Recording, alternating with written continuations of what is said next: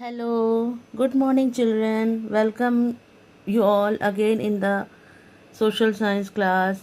Dear children, today in this video, I am going to explain the page number 13, and the chapter is uh, sensitivity towards others. As I had discussed earlier in the videos, about the good habits, role of family, and all that. Now, in this page, first you read the line what it has been written, living in a quiet world. Living in a quiet world. Now, what is the meaning of quiet world? What is the meaning of quiet world? इसका क्या मतलब निकलता है? Quite world means क्या ऐसा कोई दुनिया होता है जो कि शांत होता है? नहीं। तो इसको हम इमेजिन कर सकते हैं, इसको आप सोच सकते हो कैसे। फॉर ए वाइल, थोड़ी देर के लिए आप अपनी आँखों को मूंद लो। आप अपनी आँखों को और अपने कान को थोड़ी देर के लिए बंद कर लो, और बंद करने के बाद आपको क्या महसूस होता है? कौन सा कलर आपको दिखता है? Yes, no colour is there. जब हम अपनी आँखों को बंद करते हैं, when we are closing our eyes, हमको कुछ नहीं दिखाई देता है, केवल एक ही कलर दिखता है, ब्लैक कलर। ओके। एंड जब हम अपने कानों को बंद करते हैं तो हमको कुछ भी सुनाई नहीं देता है। तो children, dear children, here the meaning is what, that there are some children, यहाँ पर कुछ ऐसे बच्चे भी होते हैं जिनको कि ना कुछ दिखाई देता है ना कुछ सुनाई देता है। ओके। तो ऐसे बच्चों के लिए, ठीक है, ऐसे बच्चों के लिए हम कौन सा लैंग्वेज यूज़ करते हैं? हम ऐसा क्या करते हैं जिससे कि हम उनकी भाषा को, या वो जो बोलना चाहते हैं, वो जो समझाना चाहते हैं, वो हम कैसे समझेंगे? तो आज इस टॉपिक पे हम यही पढ़ने जा रहे हैं, ठीक है। Okay. Now one example is given there. Anjali was born deaf and she cannot hear the noise, the sounds or people talking. She does not know what it is like to hear, but she knows what it is like to be deaf. It is quite everywhere. सब कुछ कैसा लगता है?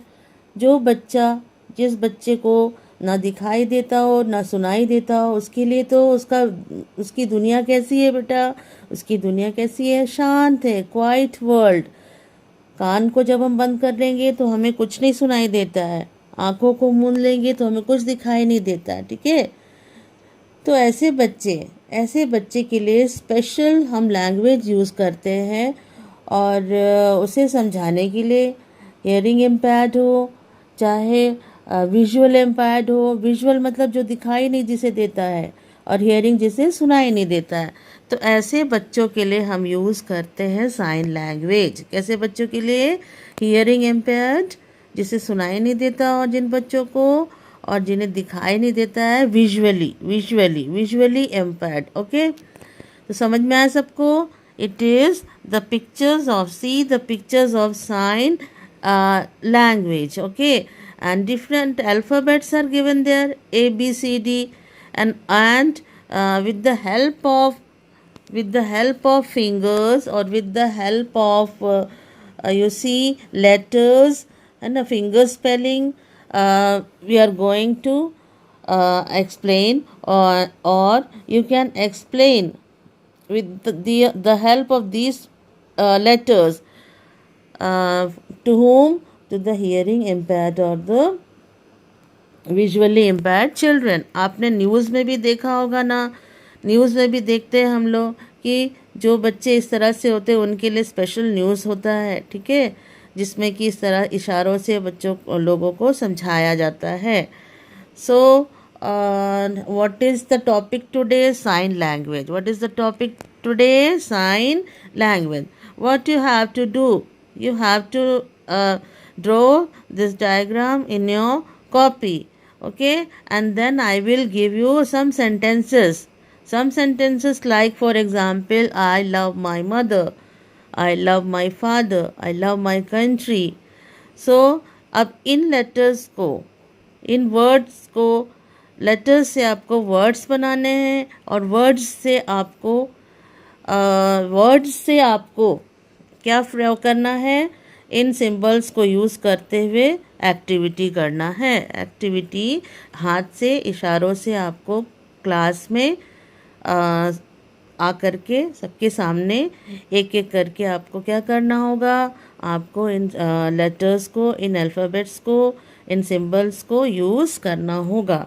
तो इस तरह से हम सीख लेंगे साइन लैंग्वेज। ओके, तो मुझे उम्मीद है कि आप लोगों ने अब तक का दिया गया सारा काम कर लिया होगा, your map work and all that, so that when the school will open I will check all the work which I have given to you. Okay, and तब तक के लिए अभी के लिए इतना ही बस। नेक्स्ट वाले में हम लोग नेक्स्ट एक्सप्लेनेशन करेंगे। Okay, this is your page number 13, sign language. Okay.